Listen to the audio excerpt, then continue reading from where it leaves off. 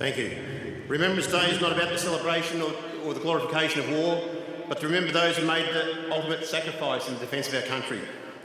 For our departed comrades, I will now recite the ode. They shall grow not old, as we that are left grow old. Age shall not weary them, nor the years condemn. At the going down of the sun and in the morning, we will remember them. I now ask everyone to please be upstanding for the last post.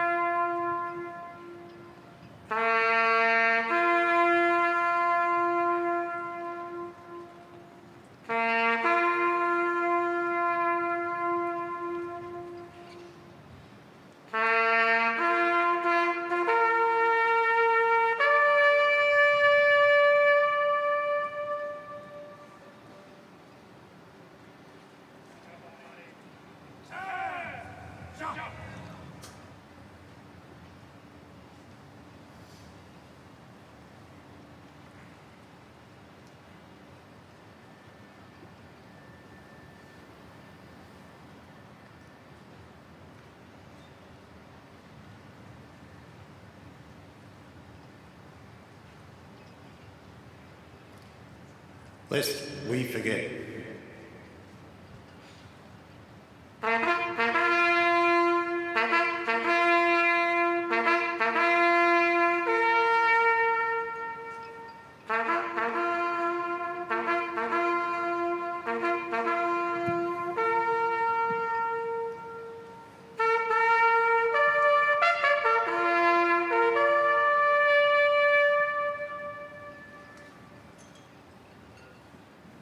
Thank you. I now ask you to remain standing for the National Anthem. We have today Alex Rose, who will perform it live for us. Thank you, Alex.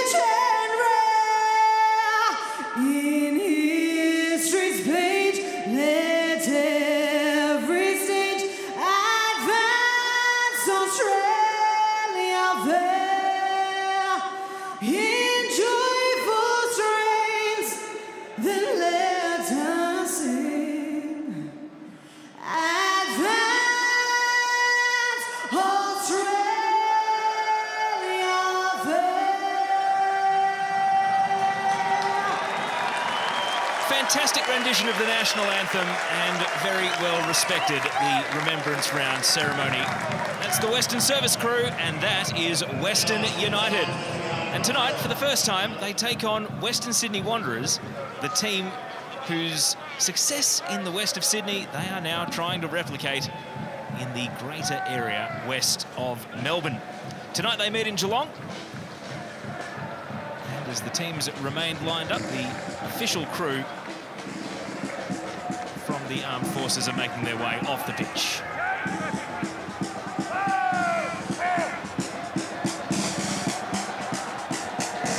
And so, to the matter of the match at hand. Visiting Wanderers coming in full of confidence. And Western United, there is their lineup tonight. Just the one change with Kwabena Apayakubi coming into the starting 11. Besart Berisha out rested. It means that Apostolos Stamatolopoulos, who is yet to appear for his new club, in spite of being one of their first signings announced, is waiting in the wings on the bench.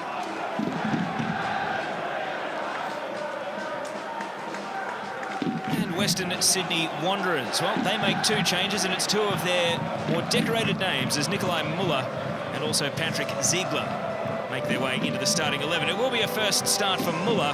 It means Costa Grozos goes to the bench and Matt Yerman is out injured.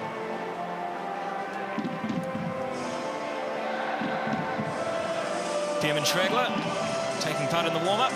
It's the Wanderers away kit. And a man who knows all about the Wanderers, having been there last season, Josh Risdon. Of course, significantly had to battle for his spot at right back against Tate Russell, who's on the bench for Wanderers today. So now he finds himself at a Western of a different kind. And that is Nikolai Muller. He scored 42 goals in the Bundesliga. Sadly, after scoring one of them for Hamburg SV, he tore his ACL in a helicopter celebration. Hopefully his first A-League goal won't befall such a fate.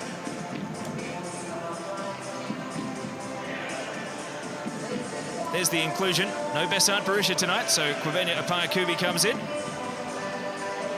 was a last-minute signing right as the season was beginning, so he'll be looking to make the most of his opportunity here in the first 11.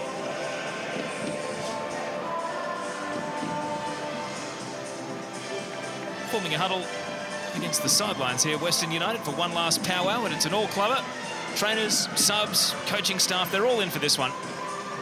And Mark Rodan there, you can see with the poppy on his left breast, is, along with Alessandro Diamanti, the captain, taking this final team talk. What is in the Diamanti state of mind tonight? And now Gaffer and captain have one last word and a bit of a smile and a laugh.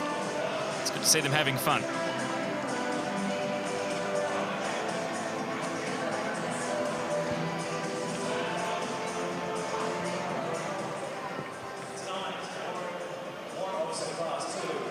And so as Diamanti takes his place, full of energy, full of enthusiasm, it is going to be Western Sydney Wanderers kicking us off here at GMHBA Stadium.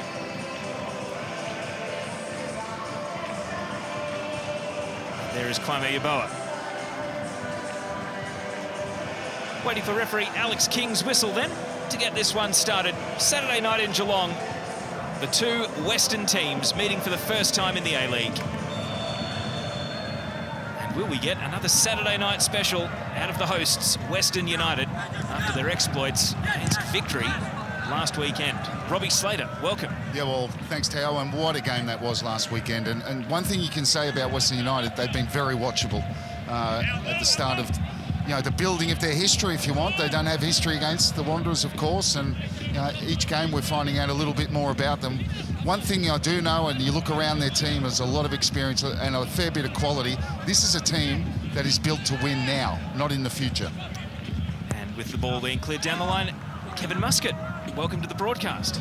Thank you, Taylor. Looking forward to this one, sitting alongside you here in Geelong. The weather is absolutely beautiful, only for one thing, football.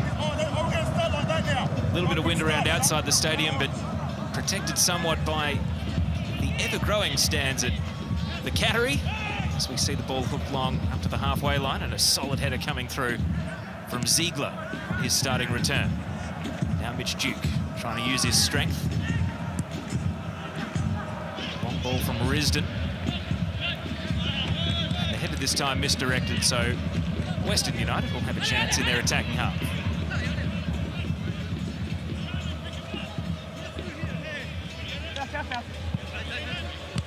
Kone to Risden. He's back to Durante.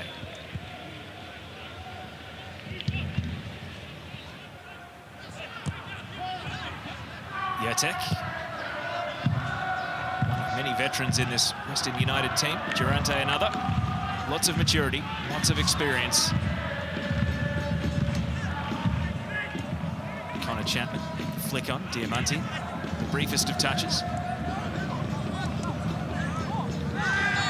Now as Mitch Duke goes to ground, the referee's whistle comes to his aid. And the Wanderers captain wins a free kick. Yeah, and you see Marcus Babbel, if you look early stages, of course, as you got Yeboah right up on point with Meyer, playing probably a two up front. Mitchell Duke on the left, Muller, who we're all waiting to see. Saw a glimpse of him last week, but he's a lot of experience in the Bundesliga and Bundesliga 2, so he should bring quality. He's a good age as well, and operates as a winger but can score goals. So looking forward to seeing him. And how does this Western Sydney Wanderers side upset this Western United? With their high fullbacks and Connor Payne and Josh Risden, how do they send them the other way? Here's one of the younger players on the pitch, Wilmering, and he cuts in, leaving Risden not quite behind. A couple of touches, Bacchus trying to keep the pressure on. He's going to defer back, Schwegler. Ziegler consolidate for Wanderers. Down to the wing, and Georgievski can't quite make his ground. And you see Ziegler there, new pairing with McGowan, and Yerman out injured. And Yerman, for me, has been the outstanding defender for the Wanderers the opening part of this season. That should go through to Curto. And, that is a loss, but it's not bad when you can bring someone of that experience in as a replacement. Kone, early ball. Apayakubi. Just trying to control it. Feed it out to the right, where Risden is making a run. Well, with Berisha missing, you got Apayakubi up front. One thing he gives you is a point of difference to Berisha. He's got a lot of speed. So balls over the top could be an option where they haven't really been for Western United. Bessart, certainly not slow, but doesn't have the speed he used to have. Long diagonal ball here from Duke. Just holds up on the lush surface. Georgievski trying to keep it moving. Lucks of fortune as it deflects back to him, and now Duke! Wanderers lead in Geelong. And Mitch Duke's flying start to the season continues.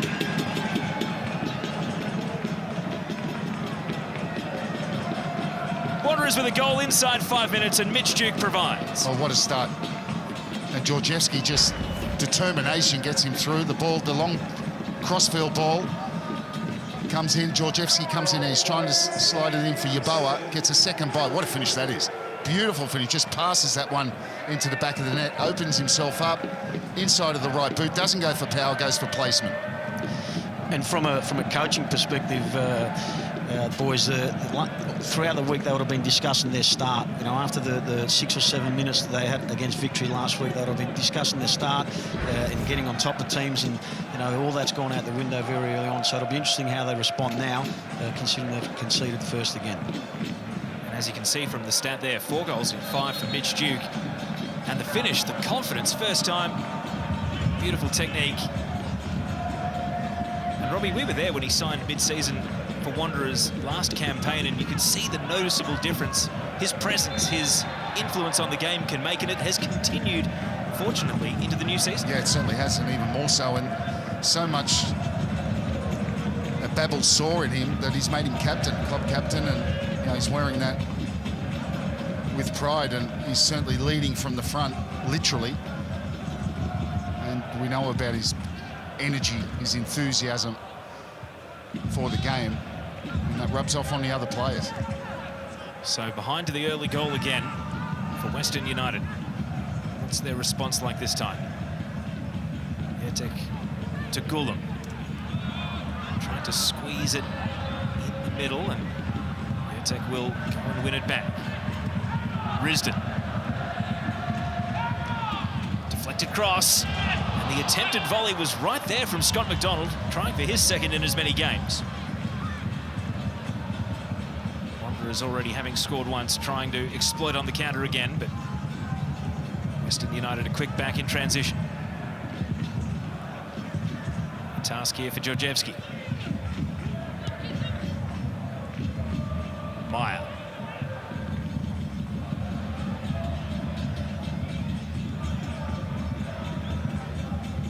Ziegler.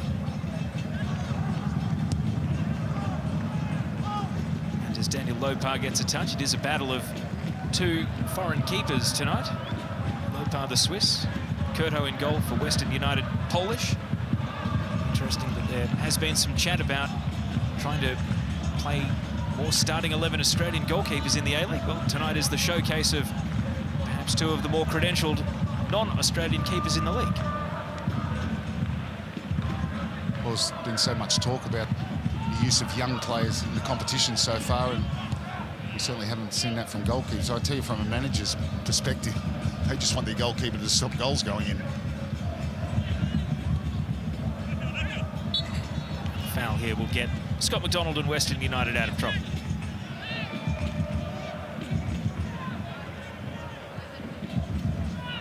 Game has predominantly taken place in the defensive half of Western United. And they do constructing an attack. Risdon has been the main outlet. This time it's Wilmering's turn to foul.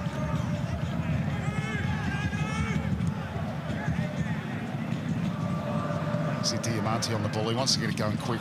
You know, that's a slow start from Western United. Move the ball quicker. That's why he wanted to take that free kick as quick as possible.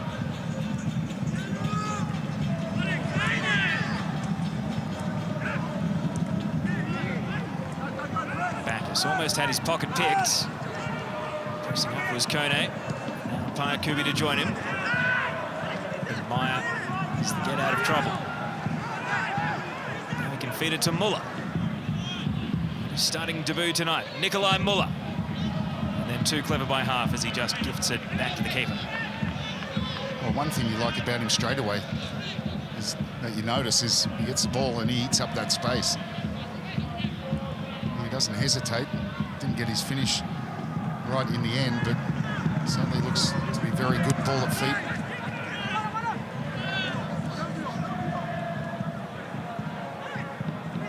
And Meyer very deep, playing in the midfield most of the time, Muskie. Yeah, and we were interested to see who was going to be the one that drops it, because, you know, playing with the four midfielders and the two up front, someone always has to drop into that space, and it has been Meyer. Payne trying to get in behind here and steered by McGowan out for a goal kick.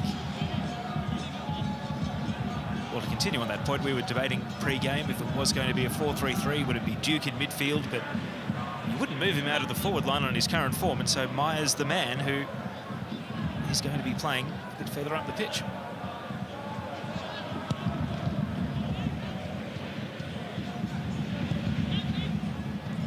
You know, if you look at that, if you call them a front four, include Muller, they all rotate, so they're in different positions all the time. And that has been clear. That has been clear that there's no set structure. Obviously, someone has to be in certain areas at any given point in time, but they seem to be rotating and causing Western United a few issues. So how does that work, Muskie, from a coach's point of view? So how do they set up defensively then when they have this free rotation? The defensive side, and it's perfect here because Wilmering's come out to Risdon to press because they're playing in a back five, obviously Western United, so they're releasing their fullback, Western Sydney, releasing their fullback onto the wing-back, which at times leaves you man-v-man at the back, but they seem quite comfortable and happy to do that. There was another look at the coming together between Risdon and Yeboah, both of them getting back up all right.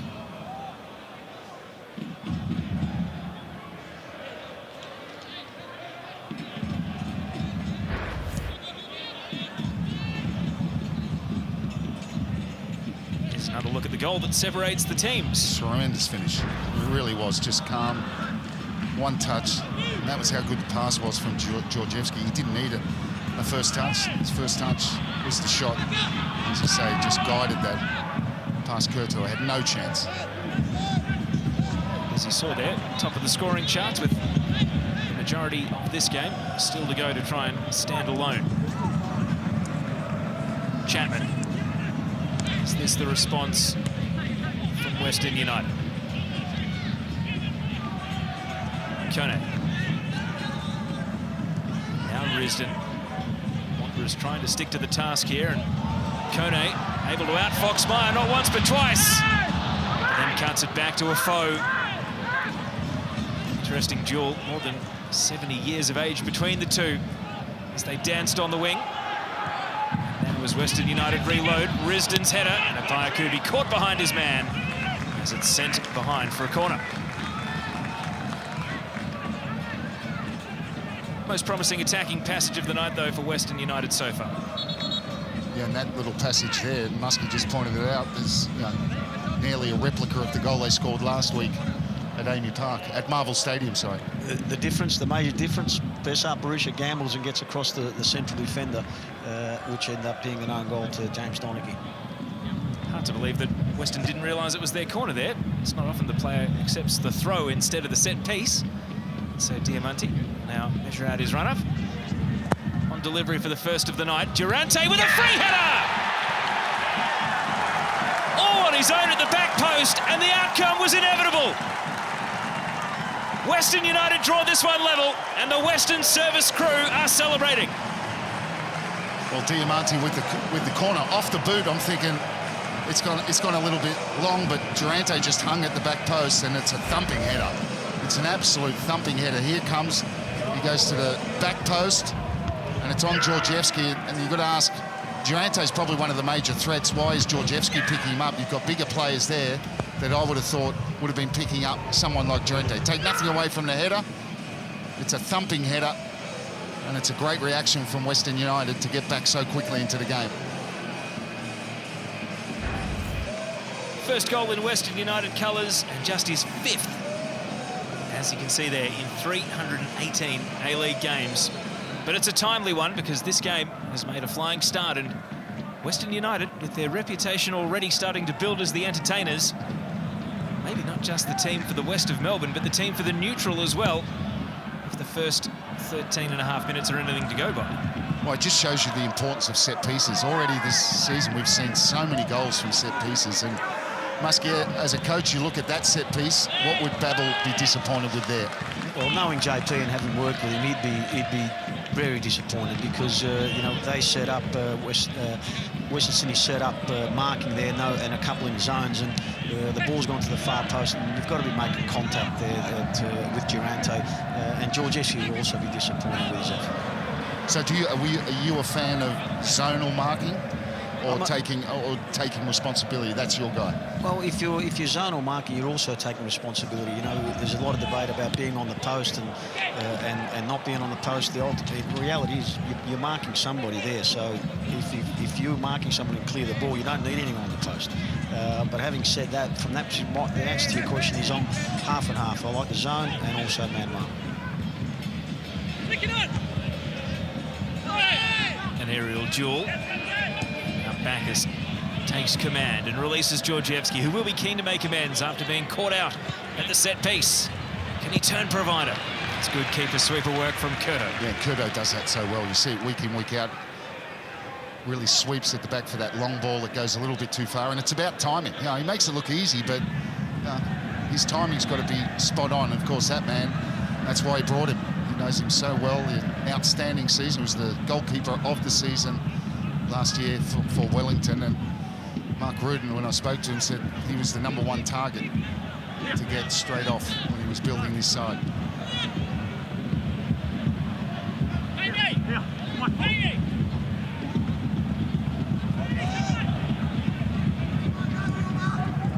Risdon remains the first priority for Western United whenever they try to build, but he's been caught here by Wilmering. Just held up the spill, if anything. Risdon frustrated and really being made to work for his team.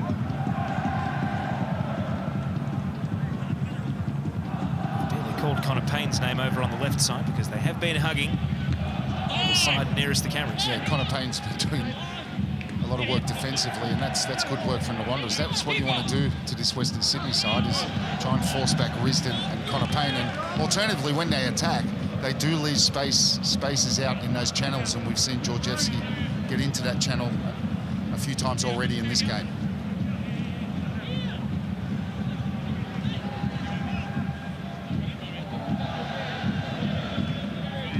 Durante had not scored in the A-League for 5 years before that header hit the back of the net. Now he's got a corner to defend at the other end.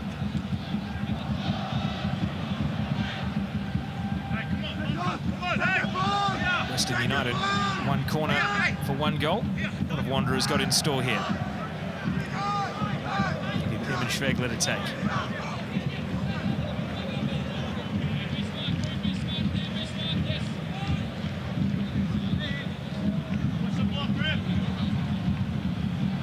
After much anticipation, Schwegler's delivery is an anti-climax, easily plucked out of the air.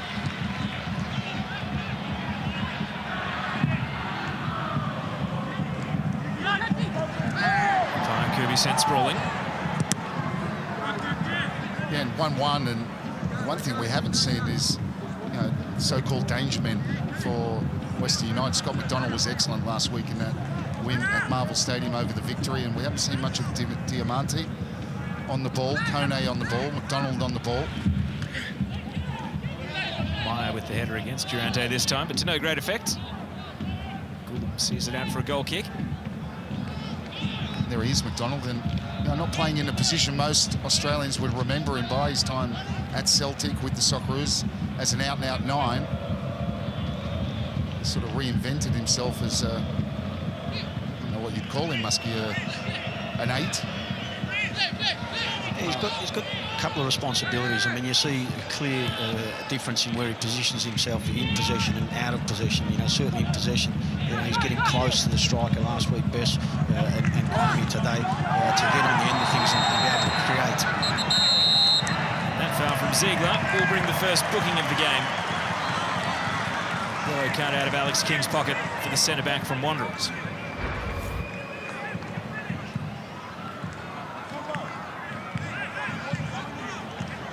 Mistimed, and once he turns, he's saying, well, I'm not going to let you get behind me.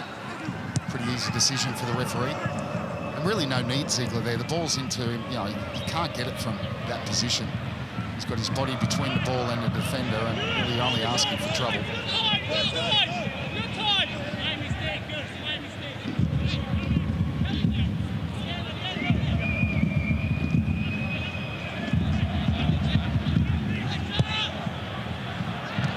Limited appearances for Ziegler so far at Wanderers, but he had been well behaved enough that that's actually his first card in the A-League. So it would suggest that he won't have too much trouble staying on his best behaviour for the rest of the game.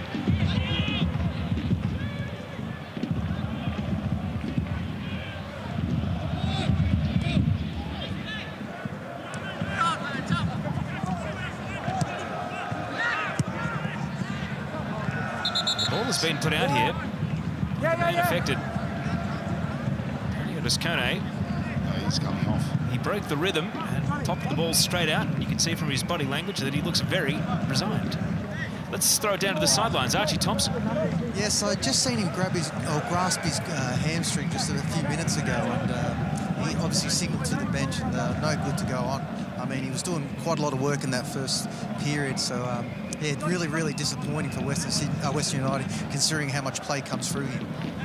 It is a shame, thank you, Archie, Robbie, that he has to go, because you had only just mentioned that McDonald and Diamante hadn't been quite as prominent in this game, and Kone was the one doing most of the creating along with Risdon. Yeah, and Kone's the one that really feeds those ones, and you see there he's just kicked that out purposely. Obviously, he knows he's gone. He's a player of vast experience, and when you know you're gone, you know you're gone.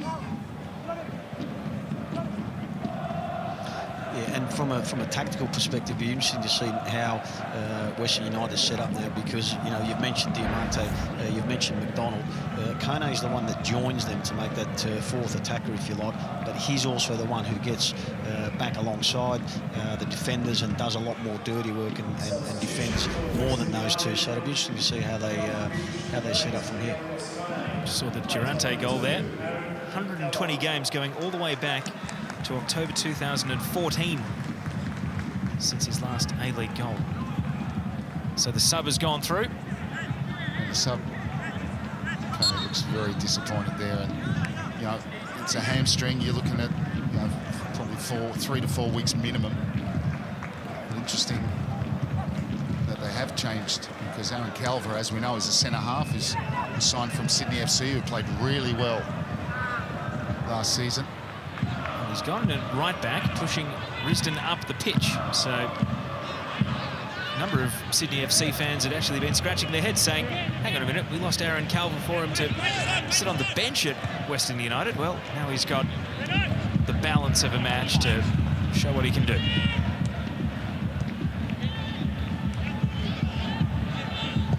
Gulam. So Chapman's gone into the middle of the park. Aaron Calver has taken his position. That's a different job. And certainly Muskie, Connor Chapman's not the kind of player of, you know, creative if you want. He does both, you know, he defends and attacks, but certainly not the same in that respect.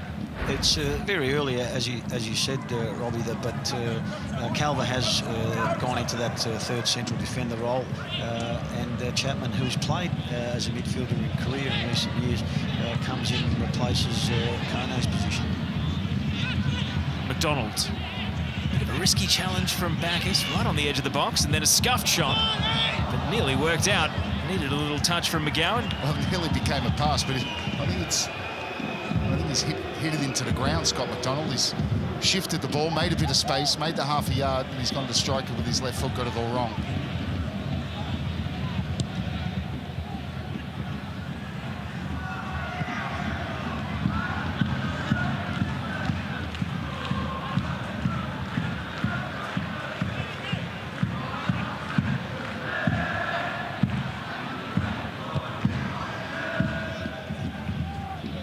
Enjoying some time on the ball, but need to make a move. A little spin from Bacchus is exactly that releases them. Wilmering. Meyer. Now Bacchus. A little bit slick for Georgievski, but he will chase it down. His pass asking even more of Nikolai Muller.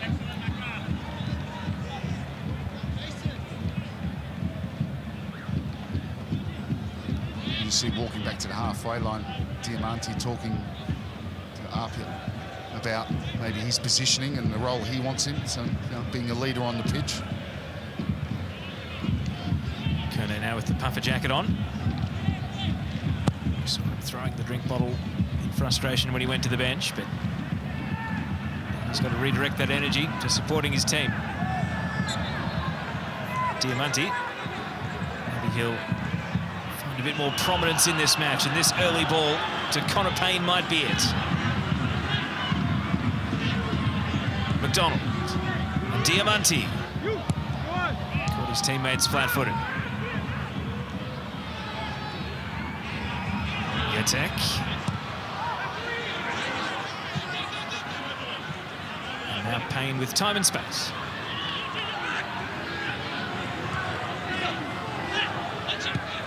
Gulam venturing as far forward as we've seen him so far. Back to Dario Yetek.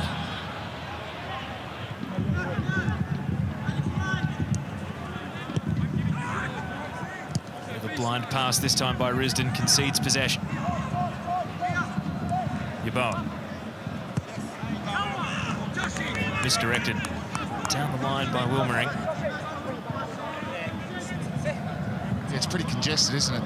See Western United's last couple of attacks, a little bit narrow. A lot of the play,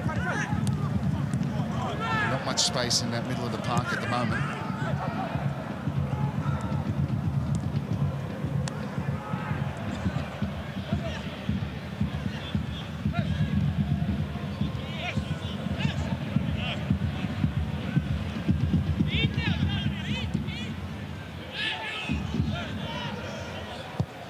Slowly being invited to press, eventually forcing the long ball from Curto.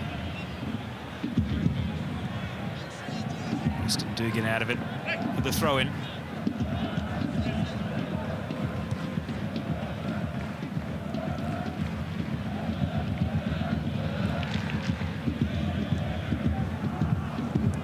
Calvin. A tight window for Pamakubi, and he's dispossessed. And just left a little bit in on Ziegler for his trouble.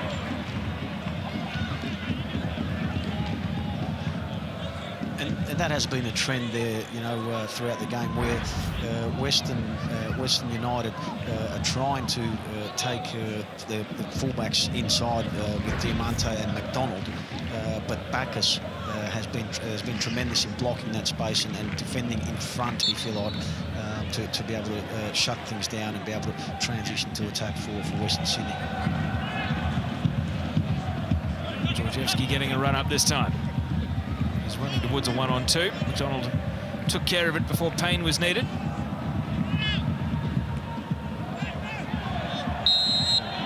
Solid contact there between Georgievski and Payakubi. McGowan, I should say, and they both saw a clash of heads.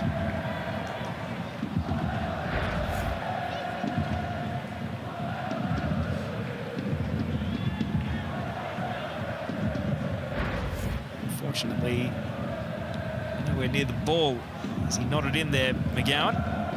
He's back on his feet. Looks as though the trainers are doing tests here on Kwabena Payakubi. Western United certainly want to have to use 2 subs in the first half an hour.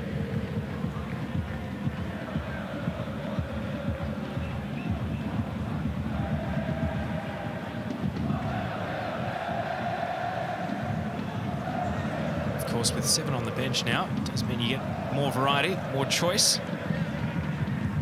Apostolos Stamatolopoulos is coming back from a calf injury, so you do wonder how many minutes he might have in him, as he's been named on the bench tonight. It seems as though the all-clear has come from the trainers here.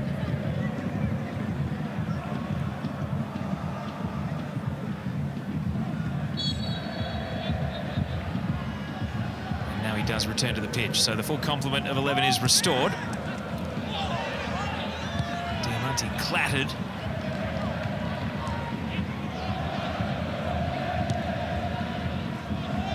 Yeah, well, it's obviously been in this instruction, as Muskie pointed it out, that, you know, they're very wary of giving Diamante any time on the ball. Bacchus is more often than not that one. Now Nikolai Muller. His first touch just let him down. Durante able to use his frame to shield the ball.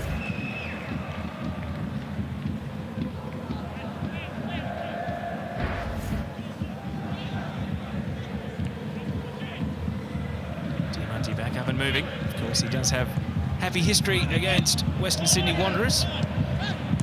Although Guangzhou Evergrande did lose that tie over the 2 legs, so even though he scored, it wasn't complete satisfaction.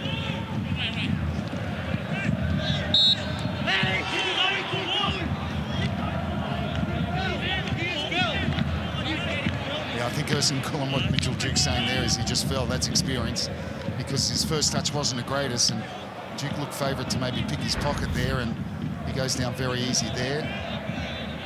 Plus, Duke is certainly a shove. So he's saying he fell. Yeah, well, we know why he fell.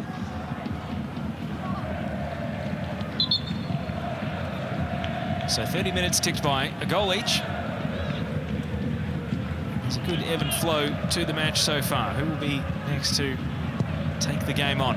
Yeah, look, I think the first 20 minutes, both sides certainly had their periods of play, but it's been a little bit scrappy in the last 10 minutes. Both sides giving the balls away, and no one's really got in behind or penetrated either defence. So, a mid-range free kick might be the answer. Diamante's left, the creative force of Western United. Can he conjure up something special?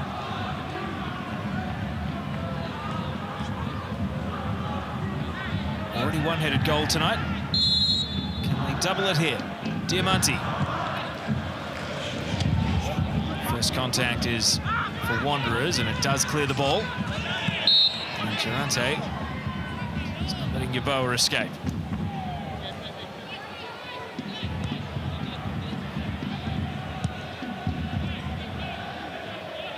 McGowan, no ill effects from his side of the head clash with Kwabena Rapaya. Chapman. Connor Payne. Now Diamante working wide.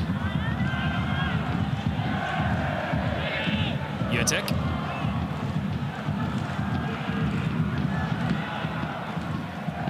Durante to Risdon. Scott McDonald. Clever from McDonald. And the cross was poised for a touch, but Georgievski read it best and got the volley away.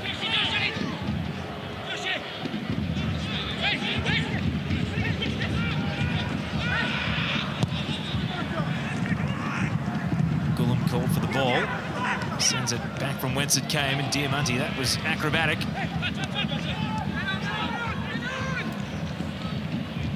Just trying to buy himself some time here. That's another teasing cross, but this one too close to the keeper. Yeah, terrific play from Scott McDonald. Sees a little ball here, and look at his use of the body. Shapes that way, a little step over, and look, this is a great ball. Just dinks it up, and Connor Payne got caught ball watching. He's got to try and get across that defender, and he was very, very late. During that replay, Ersin Gullum has not just conceded a foul, but he's been booked, so now has a yellow card to his name. Becomes the second player in the match, along with Ziegler, to have a ticket. You know, it's easy for a wide player to get caught ball watching. You know, he's watching and he sees Scott McDonald. As soon as he sees Scott McDonald go around it, that's when he's got to be trying to, and gambling. And if he gambles, you get across the defender. And Muskie mentioned it before, that's where he gets so many of his goals, because he gambles. Meyer. Yeboah is going to take on Payne. And assistant referee's call is that it will be a corner.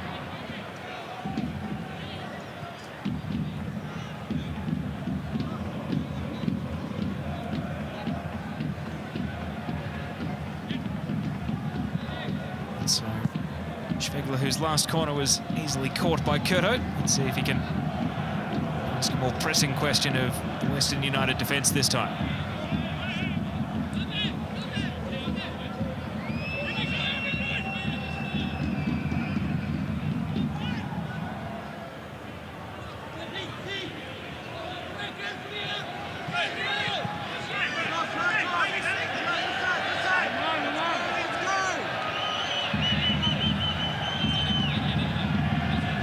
Certainly one to let everyone ponder what they'll do, and the delivery does not match as Western United through Chapman clear. Bacchus. Glancing header, falls straight to Jurtek, but he then knocks it straight back into a cluster of Wanderers players.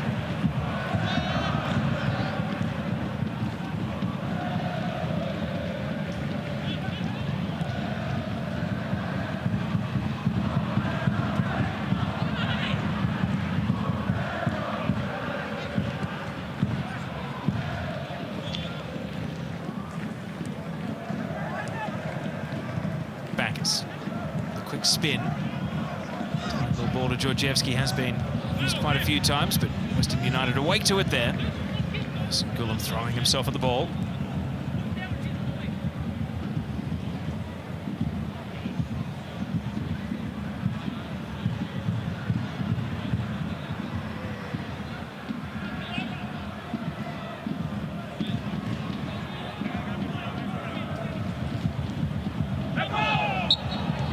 Meyer is pinged for the handball.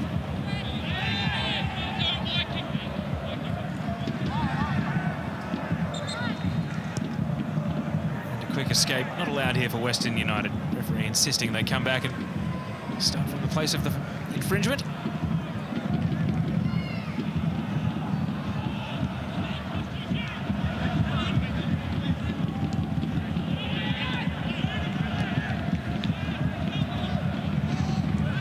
Calvin and Diamanti.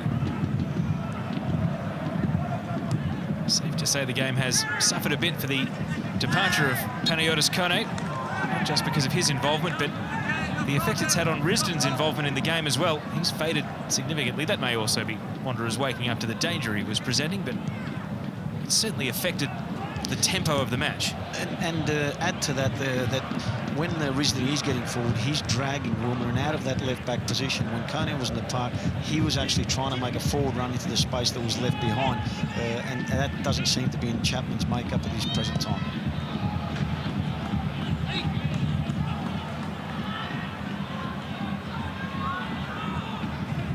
Josh Risdon, trying to get a grasp back on the busy start that he had. Still plenty of time before the break.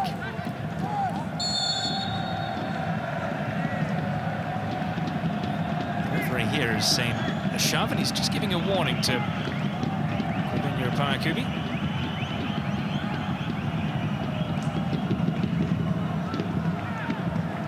One more foul and it might be enough to get in the book, so he's been warned. Here's Duke, his opener, got it all started. He's given it away here. Yotek. Connor Payne, can he bring his speed to this scenario? He's going to take on Georgievski here, Payne. Eventually Backus gets it out of the box, but danger not yet totally averted, so he goes back in for seconds. Diamante caught out by the ball.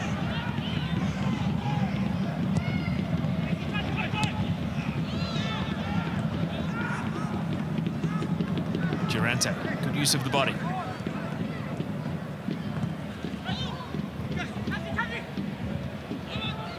Risdon.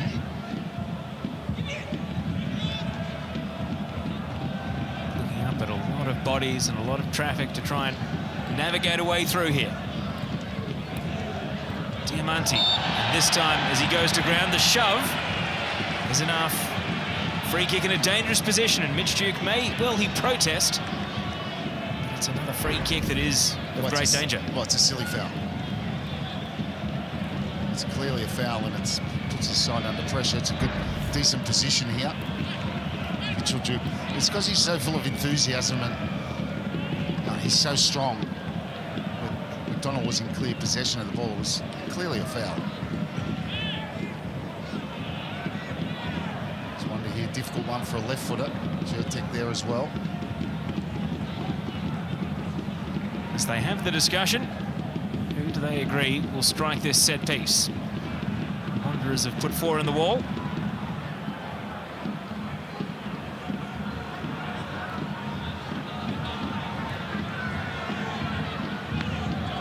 Now Diamante stands solo. He's waved Jurtek away.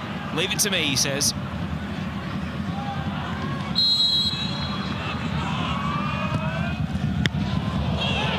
Acrobatic from Lopar. Payne charged down by Georgievski. I'm just wondering why he didn't catch it. He certainly made that free kick look better than it actually was. As Weston try to press and keep the attack going. Wanderers can't get it away. Diamante. Referee put the whistle to the mouth but decided against it. So the home fans did not like the lack of a call there, but Weston get the ball back regardless. I think he was right. I think he clearly got the ball. It wasn't a foul. There's a wayward pass. And that about sums up the last 10 minutes or so. It's been scrappy from both sides. Shots. You see there on the screen, the last 5 have all come from Western United. Speaks to... Can't really remember the last time we saw a run from with the ball at their feet from a Yeboah or Nikolai Muller. Danger again here for Wanderers. Diamante working his way around. He went away from the target and then tried to bend it back. I'll tell you what, it's brilliant technique. I mean, it's nearly impossible to do what he did, to get it that close. There's the free kick, which I think Lopar should be catching.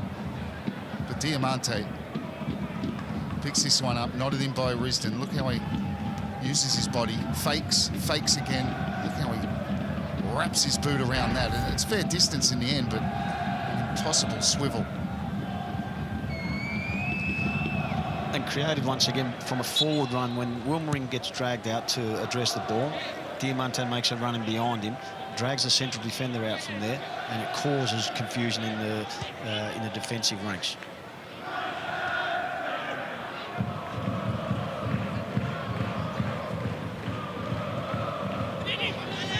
Meyer. Georgievski on the move. Can Wanderers find their first shot since the goal?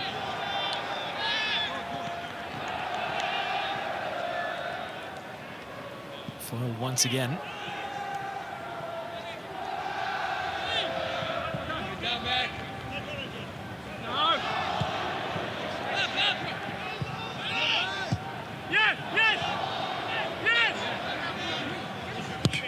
just tied themselves up in knots in the corner there. Gulam took preventative measures.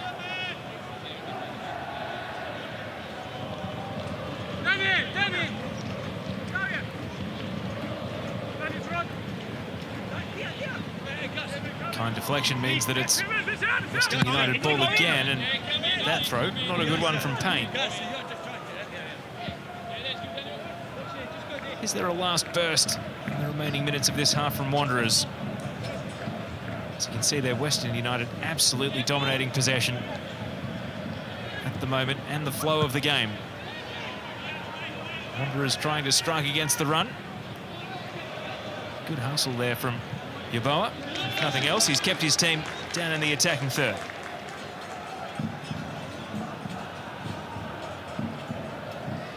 What sort of long throw does Wilmering have in his locker?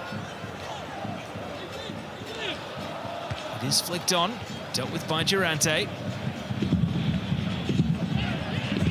Referee slightly got in Yetek's way there, ran through the back of the ref, and it meant that he arrived late and gave away a foul.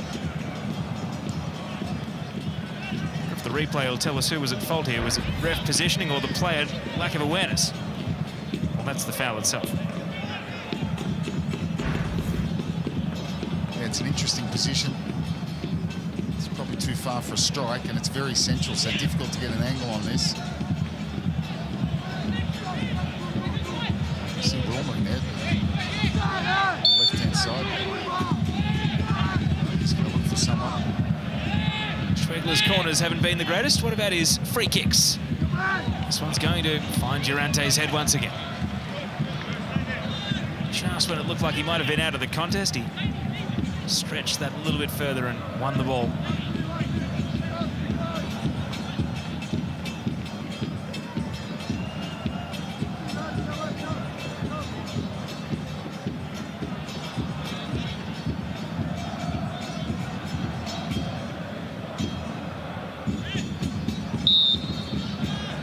This time contact from Meyer deemed to be a foul. Takes us into the final minute of regulation. Well, usually you'd ask me, Teo, but I'm going to ask Muskie.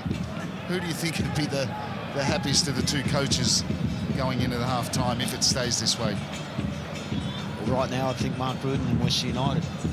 There's an interesting tactical battle there, and it's where it is occurring is in Western United's attacking third and Western Sydney's defensive third, and with Diamante and McDonald coming inside and leaving space outside them for the two fullbacks, the two wingbacks. A bit more tempo and flow for Wanderers here, but Wilmering has a lot to do. Muller and Duke. Forced backwards. Ziegler's pass deflected. Now Duke falling over Gulam, giving away a foul. Due to the injury and substitution for Kone, means we will have 3 more minutes of the first half. Plenty of time for either team to go in with the lead.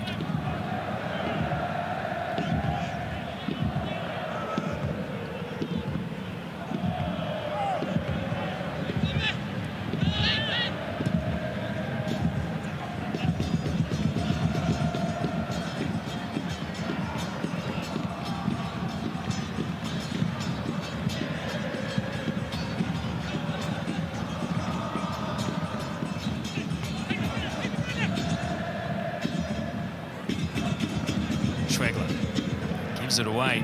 Diamante, only one man ahead of the ball for him. Diakubi can't quite hold it up. He's got to do better there. That's where they need him when that ball goes up there, and it's not an easy job, but that's your job to make that one stick. He was certainly favourite. Not a great first touch, so big boots to fill. I guess Barisha's not there. Backus's pass, overhit, Connor Payne, and now Chapman. Just trying to ping it around. Yotek back-heeled it into his standing leg, but is able to escape with his team in possession. Diamante, deflected cross, Diakubi is working, and his footing was never good. Defending just uses his body. It's always second favourite there to get that ball. And the Wanderers have, worked hard. They've used a lot of energy in this first half because they're the ones who've been chasing the ball, particularly the last 25 minutes or so.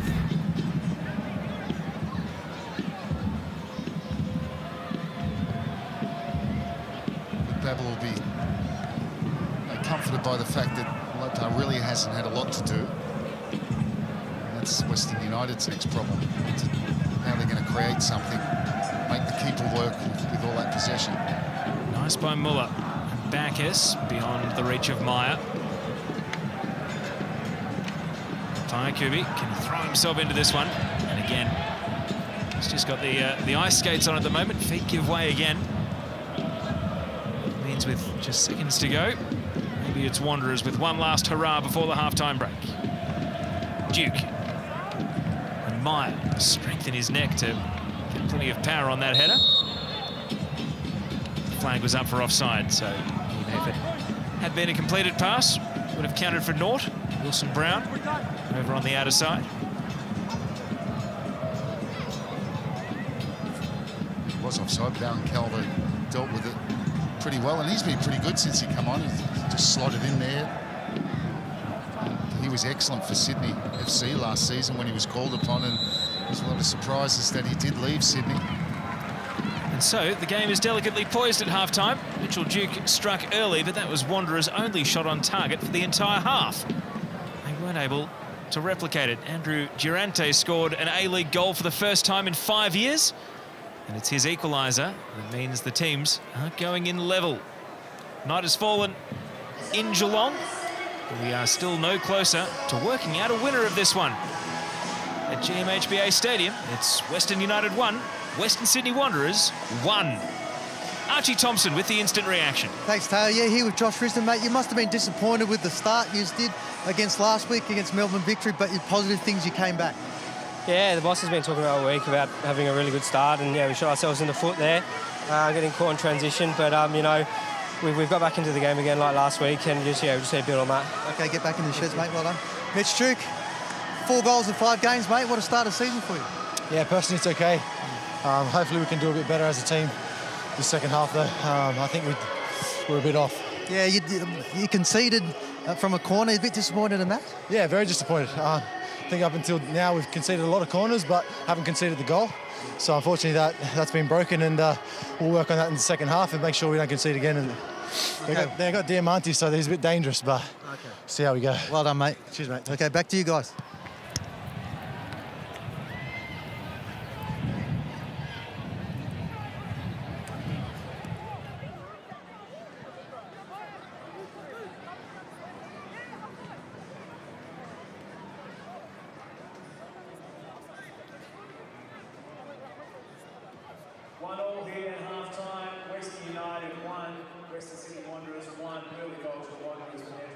Scoring that great goal and plenty of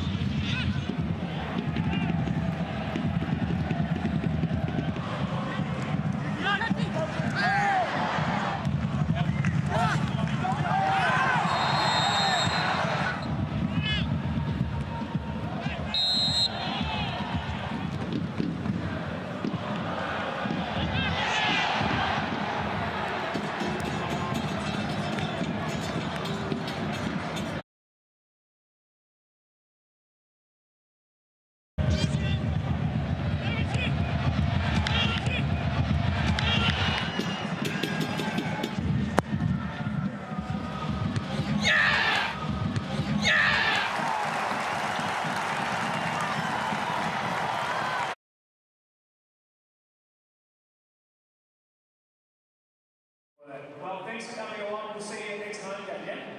Yeah. Excellent. We've got some other fans here tonight too, guys, who've got their colours on. Look at them, loving it. And guys, if Scotty McDonald scores the winner in the second half, what are we going to do? Get behind United. Don't forget you can get your merchandise from outside the ground, and we've got our signing after the game. So kids who enjoy the atmosphere, adults as well, go United. Big second half to come.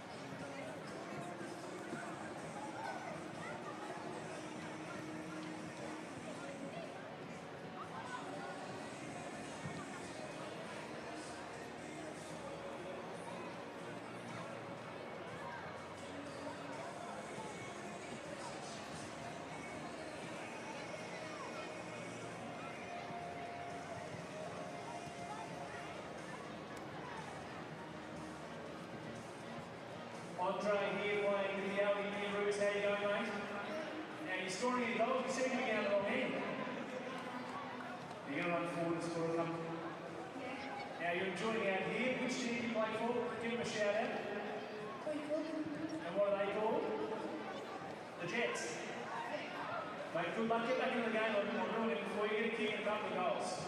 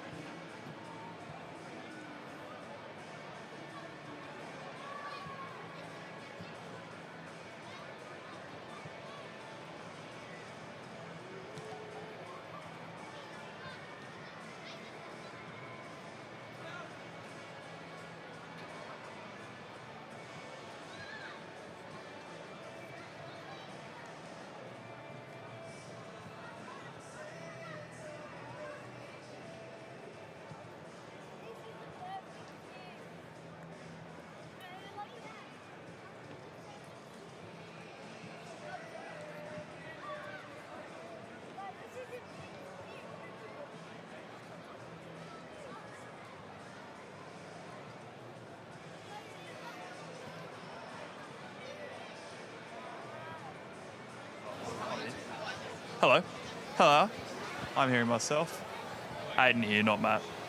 Hello. Check 1, 2. You got me as well. I do have you there. Hey, Taya, how you going? Good, good. Good to hear. Thank you. I'll keep cans on.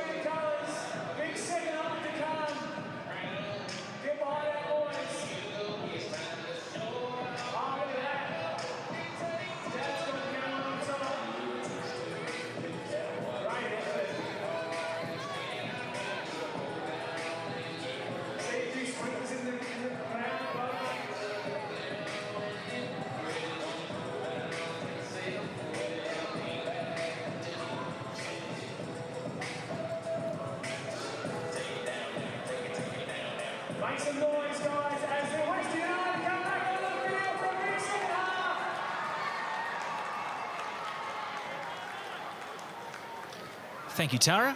And as we see Alex Meyer out on the pitch, Western United's players, Payne and Yurtek there, discussing matters as they return for the second half. The match tied 1-1, an early exchange of goals, and more of an arm wrestle since then. Who is going to take this game on? We've got Western United coach Mark Redan, and Mark, with the half-time break to make further adjustments, how have you dealt with the loss of Kone? It's quite simply, we put Connor Chapman in there. He's played in that area last year, particularly in Korea. So it's one where he just needs to understand his position and the movements required in that position. And Rudes, after obviously the equaliser early on in the half, what have you identified for the second half going to get an advantage? Well, quite interesting. They're matching our midfield up. They've gone to a box midfield, and Myers actually was picking up Koino, and they've gone man for man in our midfield. So it's about us trying to recycle and create that extra man, particularly when we look to play out and create an overload on the sides, and then start to drive with the ball, and we'll find some more space and more joy that way. Mark, thank you. We'll let you enjoy the second half. Thank you. Thanks to Mark Redan there for the access as he walks back to his technical area. And the second half at GMHBA Stadium gets underway. Western United kicking off, attacking the left of your screens as they go in search of what would be a first win in a home game. Of course, winning away in Melbourne last weekend. Now they want to get what would officially be their first home win. Western Sydney Wanderers hoping to continue their strong start to the season. Straight away, out for a goal kick. Robbie Slater, thoughts on how Western United have adjusted and can continue to replace the creativity of Kone in that central midfield role? Well, it's a simple answer to that question. You don't. I mean, that kind of quality is very hard to replace. And, we talked about Chapman, who has played in midfield, but it's not the same kind of player.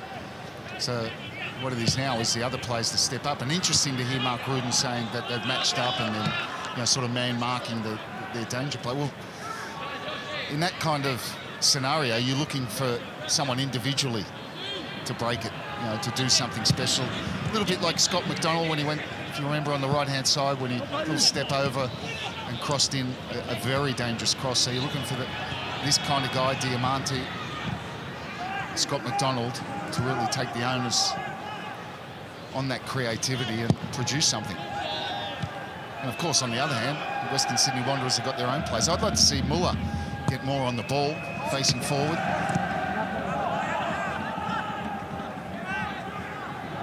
Schwegler is going to go back to the centre of defence here in Ziegler. Meyer, we heard Mark Redan's thoughts on the midfield quadrant of Wanderers. And they get to turn to their bench, and of course, 7 on the bench. They've bought 6 for this away trip, so they've got some options to think about in the second half, possibly. Connor Chapman holding that centre midfield role. Buildup on a yellow card from the first half, as is Ziegler. They're the only two that need to watch their step.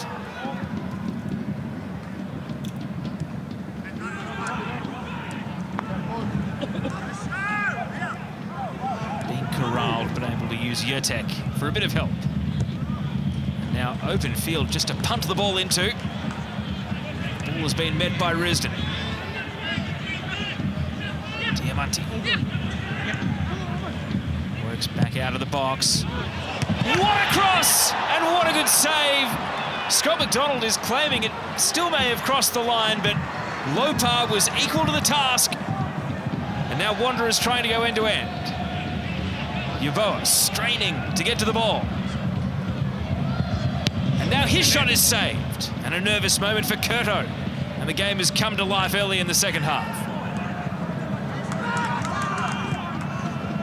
VAR is having a look. We might have to send Robbie Slater down to the goal line again. Not again. I'm not going to get hammered again, I'm telling you now. Muskie can go down. Well, there's a late challenge and a silly one on Diamante. But I'll tell you what, when you're looking for, and when we go back and look for the cross of the season... Oh, that is close. That's going to be right up there. I can't tell from that angle. But one thing that Scott McDonald should be doing is taking him out of the equation. Quite simply, he should have scored. There is no doubt that he should have scored. What a cross that was from Diamante. Scott McDonald, who's... Lopa was behind the line. And the last time we had that kind of controversy... Right there. Oh, he's over the line. Tough call. That's over the line. What do you reckon at home? Clearly looks like he's over the line. VAR continuing. And Alex King just trying to calm things down and saying, gents, I've got to be able to hear what they're saying from the booth to me.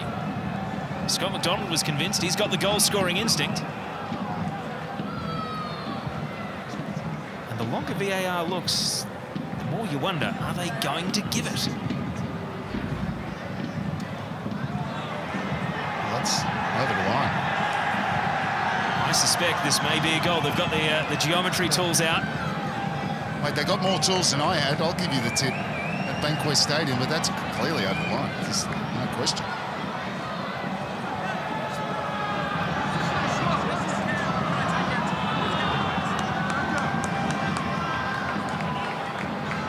I mean, I can use Photoshop and I can use rulers, but can VAR? Well, from what they're showing there, it looks clearly over the line. Muskie, what are you seeing as you see it? I'm confused because surely we've got to be drawing a line from the edge of the line because that's over the line. Putting it in the middle of the line is not telling us anything. Chris Griffiths-Jones is the VAR official as the check continues.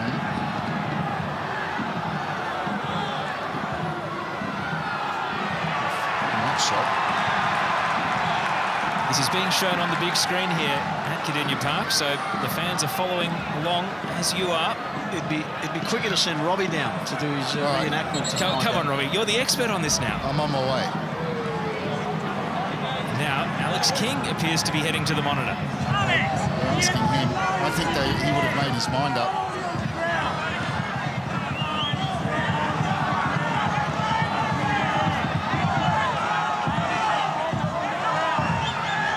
It's nothing if not captivating. Can't wait to see Twitter after the game.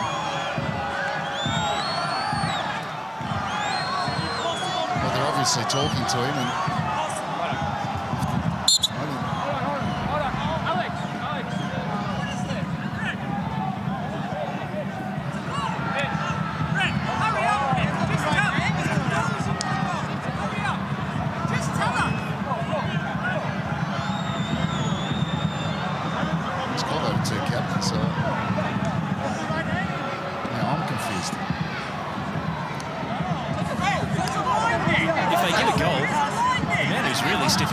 because he got booked after play continued. Knowing what's happening here, he's not going to give a goal.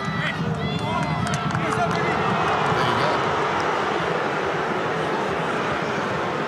And so now the Western United players, Mark Rodan, the fans, they will all have that little chip on their shoulder because they watched it unfold. See Diamanti there pointing to his eyes and saying, "Did you see what I saw?"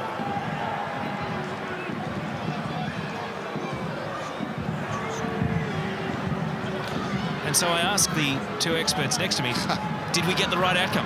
Well, I think the picture they showed, it looked like a goal. But one thing you can be sure of, that Scott McDonald should have taken the keeper out of the equation.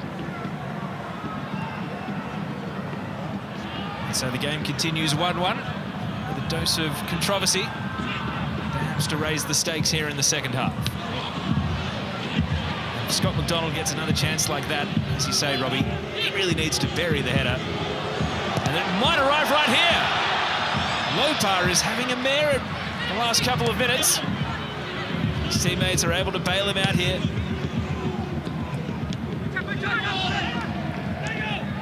He lost his bearings on the goal line and at the edge of his area. And now, Yeboah can't keep the ball in.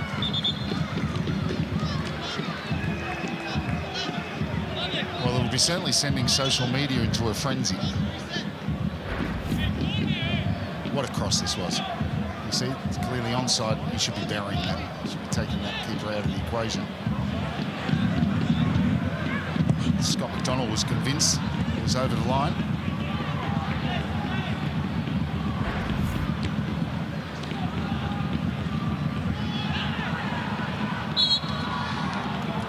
getting back to the football here, boys, it'd be interesting, you know, what Mark Rudin said at halftime. You know, we mentioned a number of times in the call in the first half, the space is clearly in the wide areas, you know, with both wing-backs for Western United and full-backs for Western Sydney.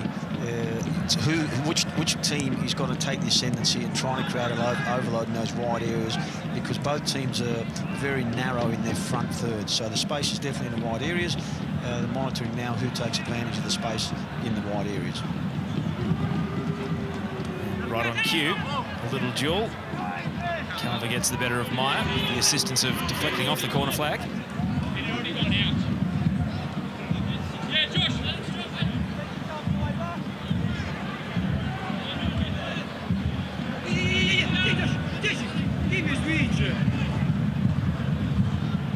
Of course, for those of you wondering, there's no formal goal line technology in the Hyundai A-League, as you may see in other competitions around the world.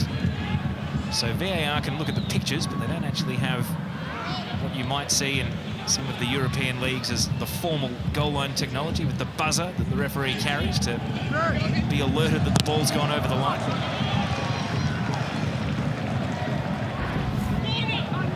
So we take another look. So if this was, say, English Premier League, if that had gone over the line, the referee's device would have buzzed quickly, and if it hadn't gone over the line, it wouldn't.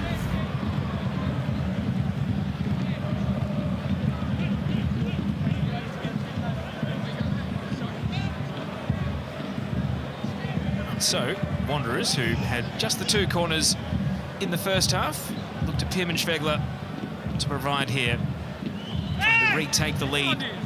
But they only held for a handful of minutes in the first 45.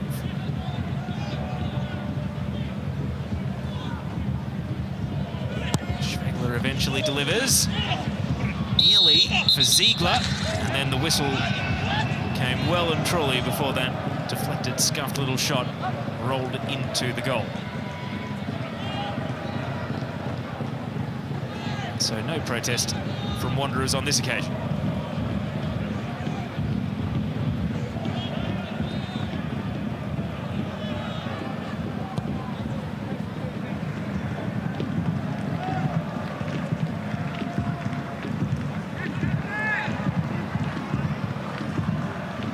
Donald couldn't dispossess Strojewski.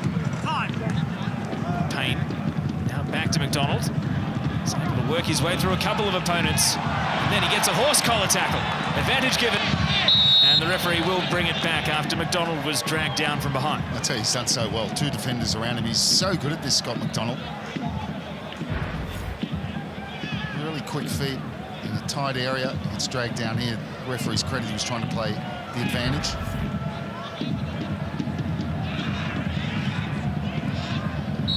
Yeah, with all the talk of over the line, not over the line, he's just got to wonder at that cross he delivered, Diamante. Here's another one. It's creating a little bit of chaos. Payakubi, the snapshot, blocked immediately. Schwegler. Diamante, who took the free kick. The touch is good. Connor Chapman.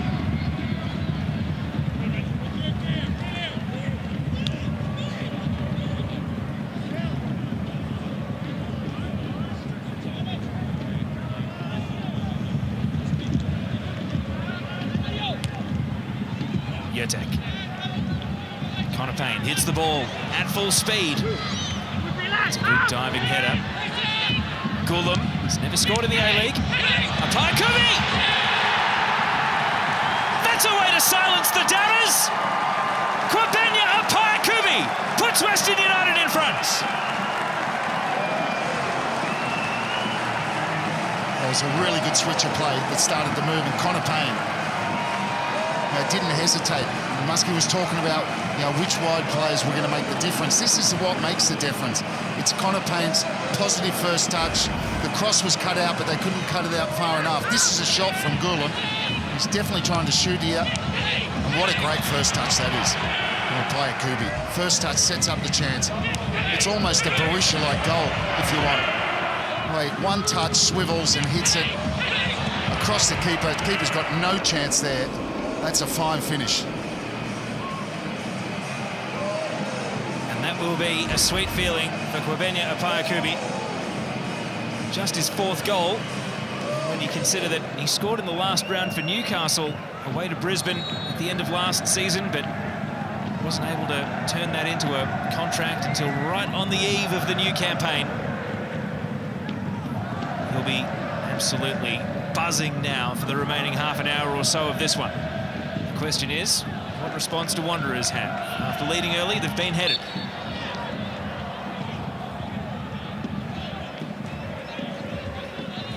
Diamante keen to get to the ear of Alex King, and as he talked his way into the book. Well, if he hasn't talked his way into the book, he's about to.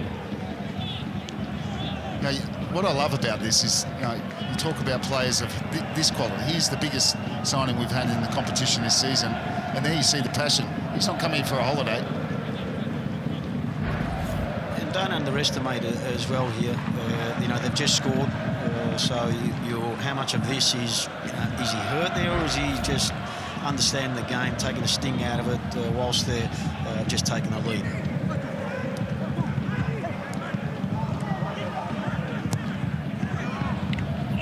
Ball at his feet, a miss from McGowan to the goal scorer. Georgievski is quickly on the scene. Western United trying to win consecutive games, trying to win for the first time at home.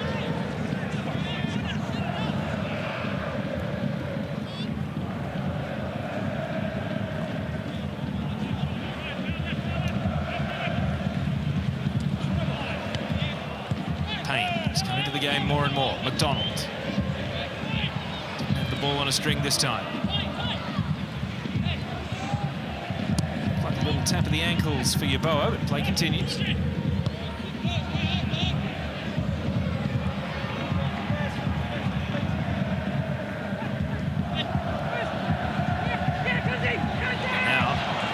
Kwabena Apayakubi, can he turn provider? Pass slid away from McDonald.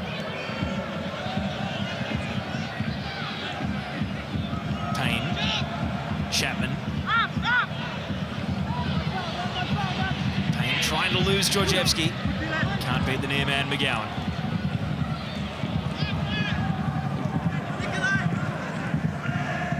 Muller. To Duke.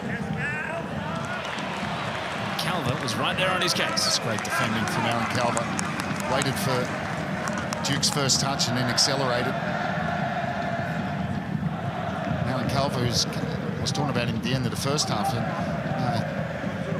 must have been asking questions of himself whether he'd made the right move leaving Sydney where he was playing. He was probably earmarked for the long-term replacement of Alex Wilkinson. But all he can do is when you get your chance, and he's got his chance, he's doing November, good to see. Good to see he hasn't shaved it off like Archie. Yesterday morning forgot he was doing Movember. But he's done very well since coming on. That's all you can do. When you get a chance, you've got to try and take it. And as is customary for the referee when booking a player for persistent fouling, a few strategic points around the pitch. And it's a goal and a yellow card now for Kwabena Apaya.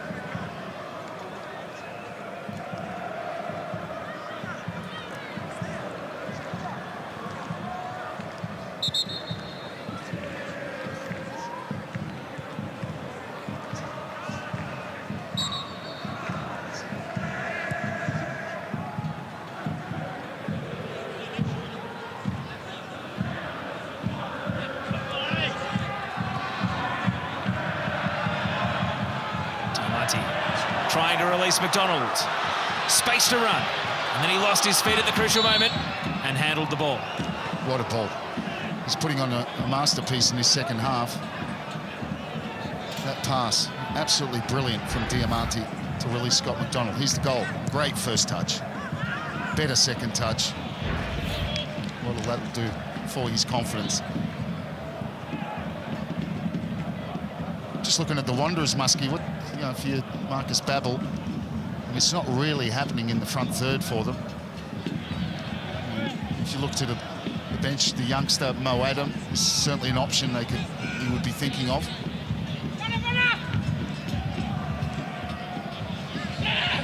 seems like the most obvious one at the moment. I think the most pressing issue is for them not to concede the third here to stay in the game.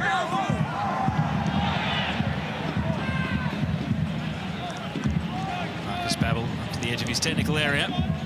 All of his bench are currently warming up behind the goal at the left of screen.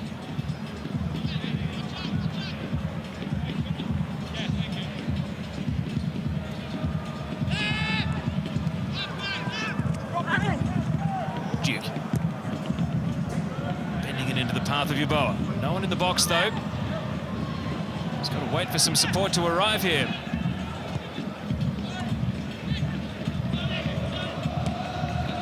Now Bacchus. Across to nobody in particular. The attack fades to little. It wasn't a bad cross from Bacchus. No one coming in at the back post.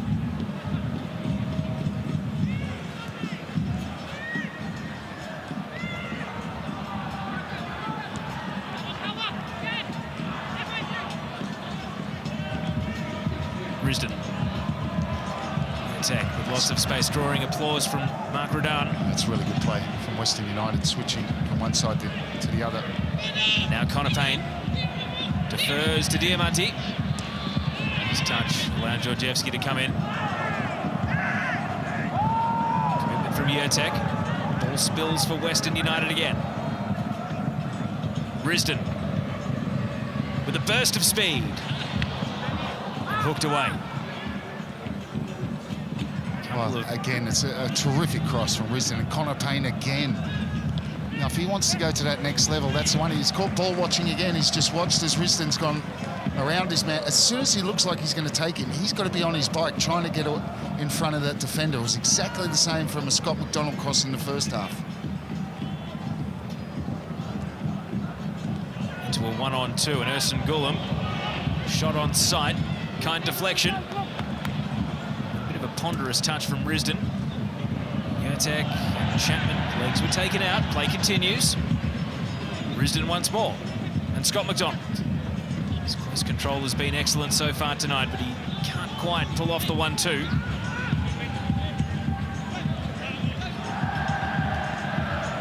Out of the clinches, a bit of breathing space for Gulam.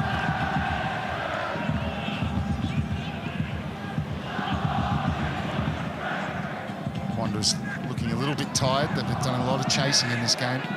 Space opening up in between the lines. Clever from McDonald. Diamanti just favouring that preferred left side. Now moving to the right, but he's given Wanderers time to reset the defence. And now he lets fly. Perhaps better suited to a different sport. Yeah, it's not a good end. It's some wonderful football they're playing at the moment. In total control of this game. Marcus Babbel's going to try and do something to change it.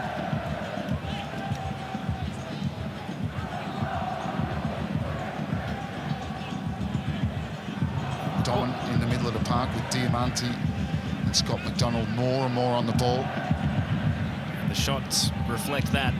Just the lone Wanderers attempt in this half. Nabano Haliti, the assistant coach, sitting there next to Marcus Babbel. They're yet to call to the subs for one to come over. See, that ball should have gone to Wilmering. Completely unmarked. Now that's narrow, it's too narrow. All he needed to do there was just swivel one way, and Wilmering was completely unmarked with loads of space in front of him.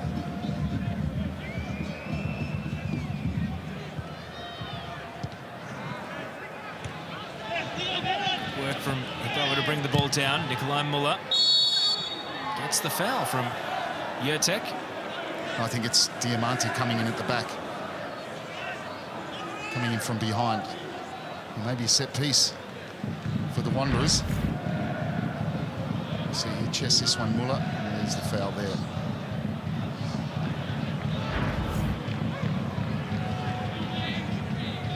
You can see there 27 total fouls in the game, so quite high this early in the night. Still more than 20 minutes to go. And Georgievski was trying to catch Western United defence unawares, but Schwegler, who has taken a bit of an age over all of his dead balls so far tonight. This one, he's in a bit more of a hurry. And the delivery is not a good one. Well, to be fair to him, it's a decent delivery to no one attacking the ball. Mate, that's dropped into an area, it's nearly perfect.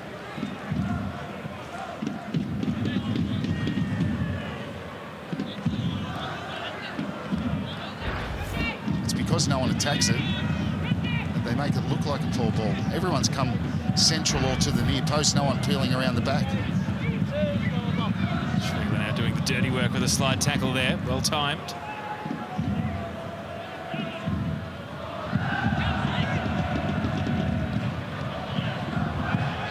Myers glance. First the ball is Risdon. Just ran himself into trouble against the touchline.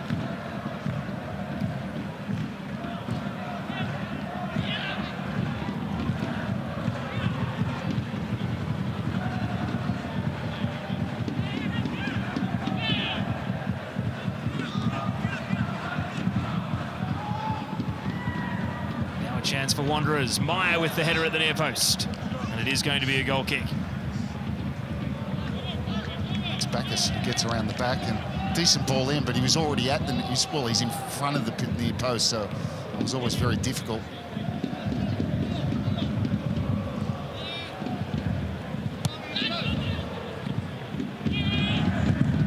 Looks like we're about to see Apostolos Stamatolopoulos for the first time for Western United.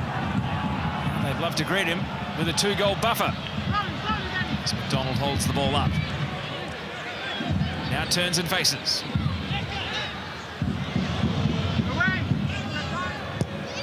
Clearance is made by McGowan.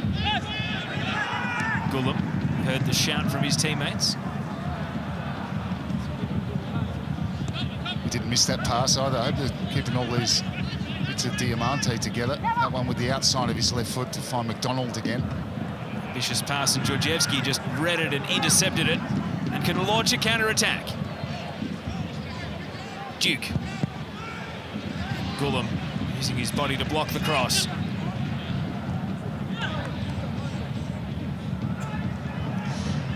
And it's interesting there, Robbie, as well, because what we've seen 2 or 3 times now, when Diamante's got the ball on the opposite side to McDonald, he's peeling outside McGowan rather than running inside, which alludes to what Mark Gruden said at half-time. And so, Benya Payakubi, who scores the goal that separates the two teams at the moment, is being subbed out, and Apostolos Stamatolopoulos, 4 goals in 15 games with Adelaide United. Well, he's done his job. Payakubi goes off, he's scored the goal.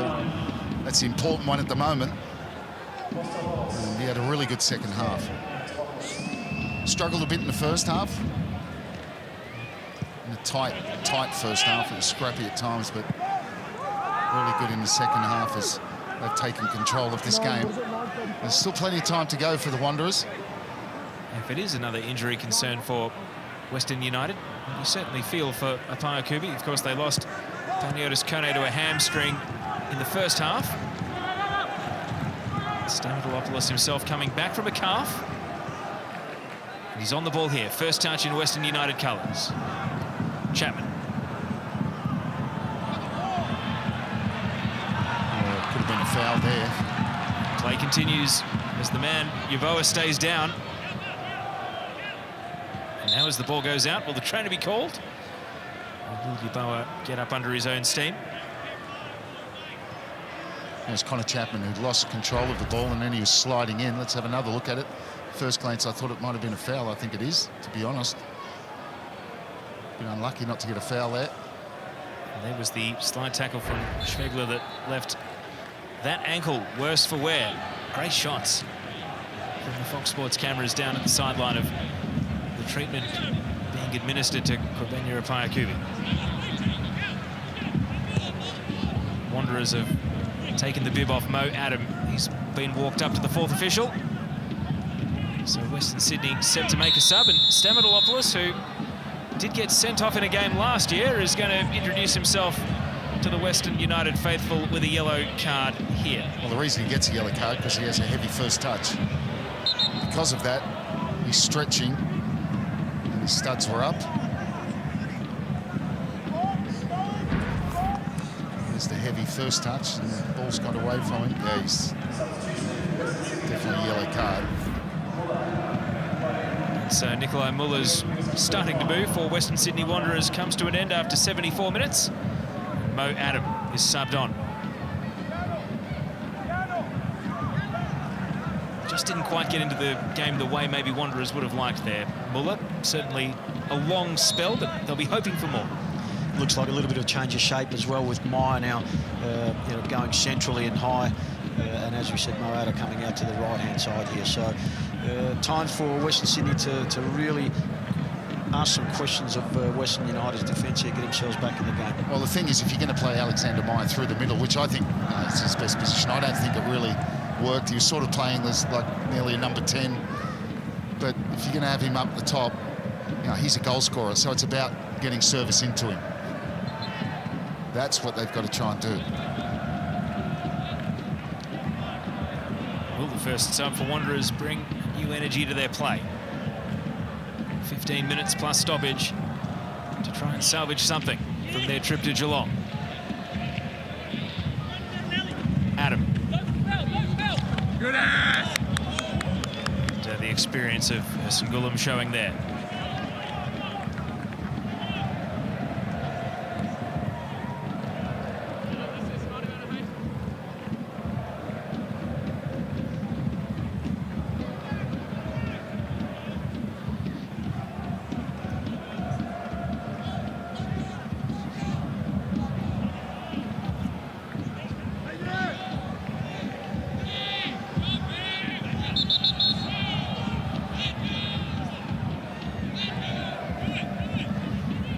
Tonight's crowd, 4,558 at GMHBA Stadium.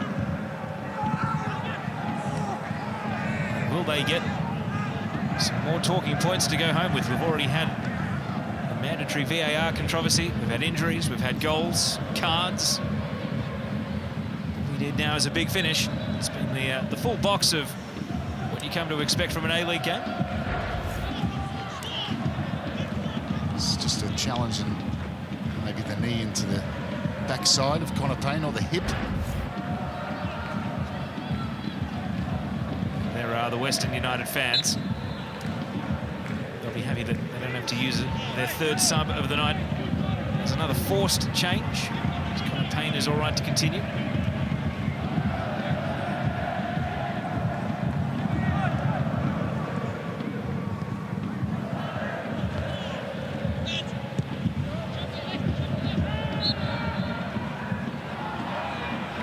Just starting to inch their way forward, Wanderers. Quite a few fouls in the last 5 minutes or so from Western United. Camped in their own half. Schwegler. Header into a dangerous area, and then even more dangerous from the combination of Western United players. Payne and Calvert. Well, that was a good action. Good ball. Once Schwegler was able to get his head up and look forward. Decent header across from Mitchell Duke. Was a difficult one to deal with. They didn't deal with it well at all. First Connor Payne and Aaron Calver slicing his clearance. And so Wanderers wait for the corner. Schwegler. Right into the mixer it goes. Allowed to bounce. No Adam working. And a good clearance, but Diamanti, the swinging left leg there with a little touch, and he collapses to the turf as a result. He's clever. He doesn't come without experience, and he comes with a very, very good left foot. That's exactly what his team needs at the moment. We'll see. Yep. He's just told someone, you know what? It's good to see he's learning his English, Muskie. And you look at that, and I can see you laughing, and that's experience. It is. I dare say if you were Western Sydney Wanderers, you wouldn't be looking at it like that, Robert. You know, obviously gamesmanship, they're managing the game, and we bought a ticket. McDonald still full of energy.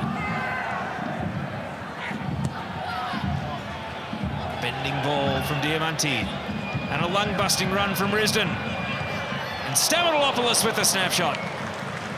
Well, if you're thinking that ball from Diamanti is meant for Stamatopoulos, you're wrong. It's meant for him. Risdon, what a pass. Absolutely brilliant.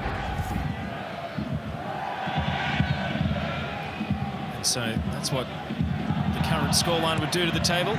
Western United would just nudge ahead of Western Sydney Wanderers. Of course, Victory playing Wellington tomorrow, so those two, at least this weekend, won't be touching the top of the table. And Melbourne City, who of course came down here and grabbed a late winner a couple of weeks ago, outright top of the league.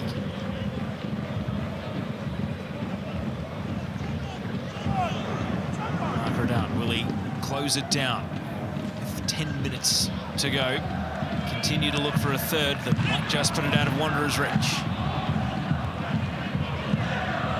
What Diamanti's going to do, try to create. Just knew where Connor Payne would be. Mo Adam, clumsy challenge, free kick in a dangerous spot. Yeah, that's a good play from Connor Payne because, look, you've got to go across your defender there because if you don't go across him, you're going to give him a chance. Once he goes across the defender like that, any sort of touch, it's going to be a foul. And the question is, you know, at this point in time, you know, with the 10-odd minutes to go, 12, 14-odd minutes to go, do you try and finish the game off, as you said? Do you try and manage the game, or do you go and try and kill the game off by scoring another one? So well, that's what was your philosophy? I'd always go and try and kill the game off. Is that what Western United can do right here? First head is a Wanderer. Ziegler puts it behind. Yeah, I think you've got to go and kill the game off. It's dangerous to try and manage it. And Muskie, obviously, that's why he won so many championships. Killing games off. So Jake True, who's waiting in the wings to make his A-League debut, is going to have to watch this corner swing in first. It will change Wanderers' minds if it ends up in the back of the net. Here comes the delivery, and a good defensive header away.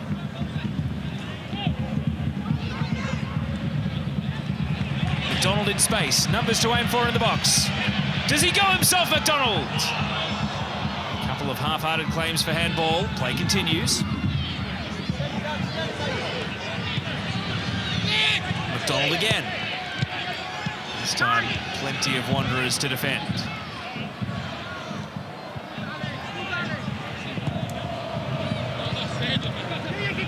Yatek.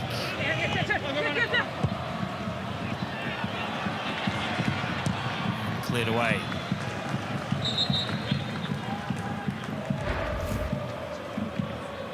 So we take another look here. Is that a handball? Ziegler happy it wasn't whistled, as are Wanderers.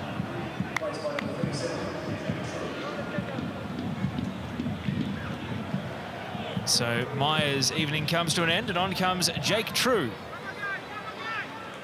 playing for the first time in the Hyundai A-League.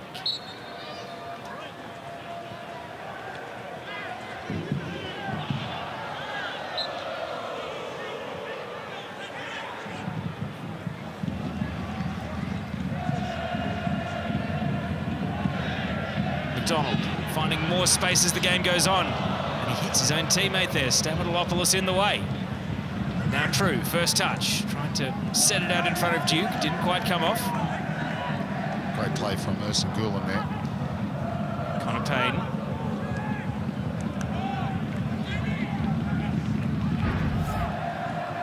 Here's the shot from Stamatopoulos. He's taken that one. That's what you call, what do we call that?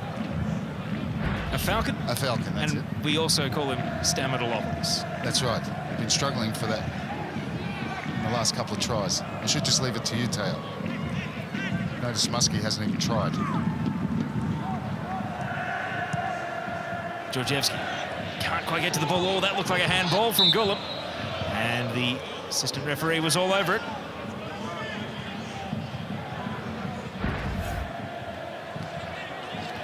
There it is, just tried to disguise it as best he could, but absolutely intended to drag the ball out. And he's on a yellow. Yeah, point. Well, everyone back for Western United, including Stamatolopoulos. He's come right the way back. Mark Rudin calling him back. Schwegler's free kick. Punched away. Curto takes care of business. You just wonder whether he could have caught that one. Curto wasn't under much pressure. I mean, it's a good punch because he clears it away from the danger area.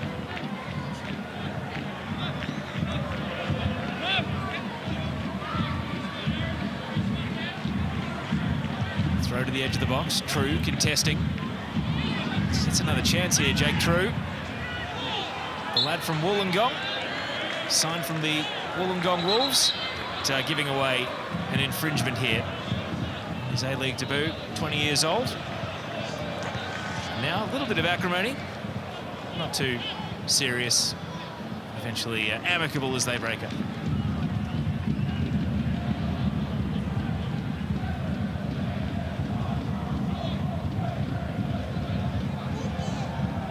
So 5 minutes of regulation to go. Western United in the lead, thanks to Payakubi's goal before he left the game injured. Making, for now, a moot point of the VAR review of whether or not Scott McDonald's head across the line.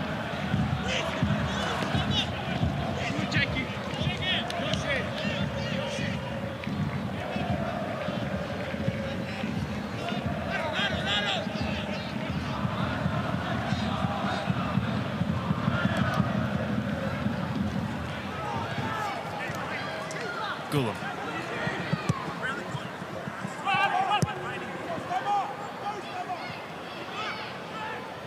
A bit apprehensive there from Lopar. He's had a couple of moments of real awkwardness in this second half, but that was negotiated in the end. Yeah, you just wondered whether someone had gone with Stamatolopoulos there. Whether they might have got something from that. They're not throwing too many men forward. Real duel for the ball there between Duke and Gulam, neither giving a quarter to the other. It's a foul. Looked like a foul. Alex King put the whistle to his mouth but decided not to blow it. And so Western United escape.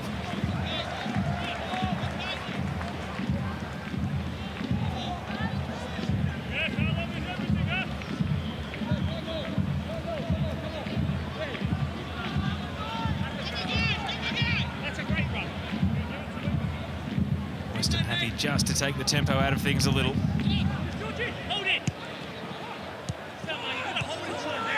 Georgievski. Wanderers have to hurry it up. True. And the ball did find its way out. They're trying to hit Jake True really quickly there as some Gulam and Connor Payne were caught up front and called forward.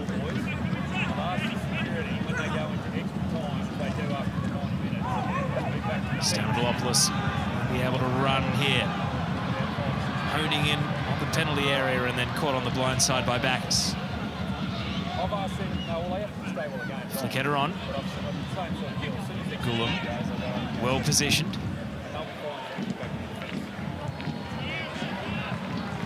Connor Chapman. Yeah, that kind of control and pass. He made it look easy, Scott McDonald, but when you're trying to run the clock down and that ball played into him, most other players wouldn't have been able to deal with it. Not only controlled it, composed, and kept possession.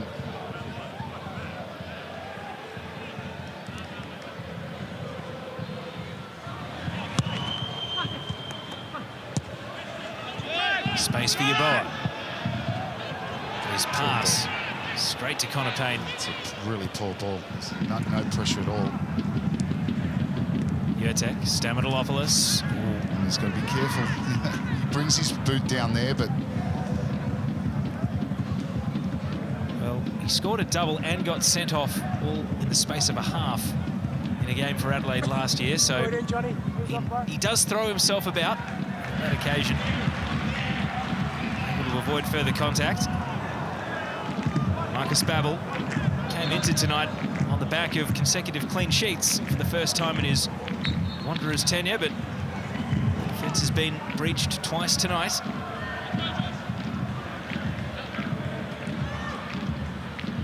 Western United are getting a little bit of insurance warmed up down on the sidelines in the form of Brendan Hamill.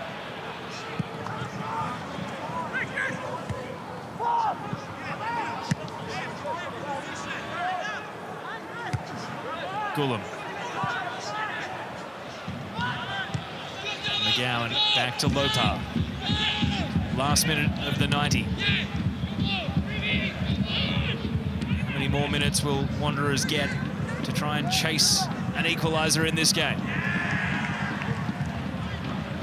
Yeboah into the path of Wilmering. True caught behind Durante. Now Diamanti went to ground.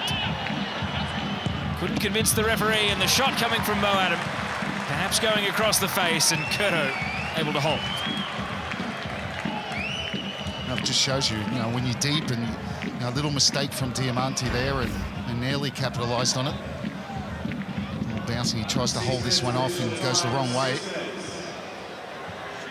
No one really there, but if he spills that, got a late equaliser from Perth already in the earlier game. Well, 6 minutes from the finish line, Western United to try and post that first home win. Great work shoulder to shoulder by Scott McDonald, knocking Yeboah off the ball. Well, McDonald, for me, was man of the match last week against Melbourne Victory. He's not far away from it here. But the pick, for me, Diamante and McDonald been outstanding. They've had a lot of other good players as well. Jurtek's been very good middle of the park since Kone's left. But the Wanderers have still got plenty of time, 5 minutes to produce something. Georgievski. Up and under, still dangerous. Diamanti just using every last little bit of his experience, collapsing to the ground. And Schwegler can see the humour in it. It's almost pro wrestler-like the way he's able to just take a fall so routinely. Well, to be fair, it's a foul. I mean, say what you want, experience it, and you're right, but he's waiting for it. And Schwegler obliges with the contact. There is Hamill. Western United just waiting for the right time to take more seconds off the clock.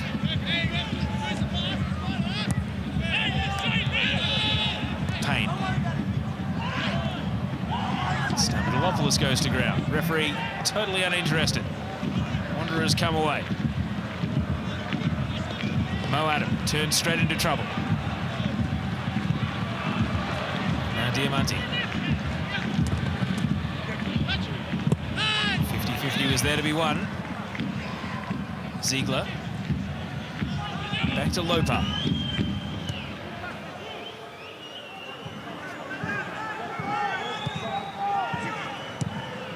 Wanderers struggling even to go direct at the moment. Jurtek. Just kicks for territory. Mark Rudin there. Keep the ball.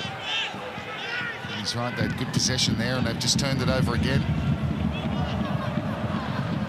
Mo Adam gives it away as we wind our way up to halfway through the allocated 6 minutes. Western United will make another change. And coming off will be Ersan Gulam.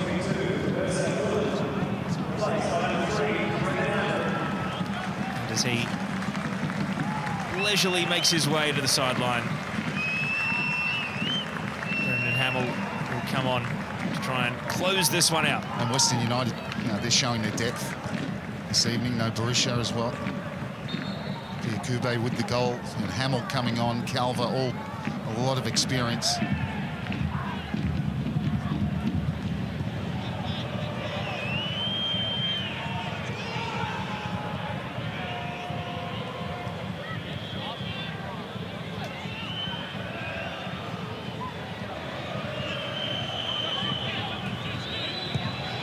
Ball from Ziegler. Skimming off the head of the sub Hamill, his first touch. Payne clears. Donald sliding in against McGowan. Duke, and now True. His cross is sliced away. Diamanti wins another free kick. Well, that was an opportunity, wasn't it? True on the right-hand side, plenty of space, and not the greatest ball, but did they get enough numbers in there? Haven't seen much of Yeboah this evening. Mitch Duke started so well for them with that wonderfully taken goal very early. But in all honesty, Western United have been the superior side.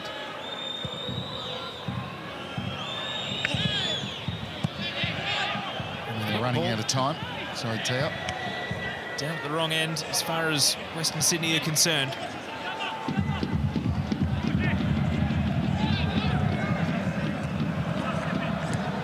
Numbers all with Western United. Stamatolopoulos and McDonald making contests, keeping possession. Long by Ziegler. Mo Adam. That's a good challenge coming in. Risdon on defensive duty. Last minute of the 6. True.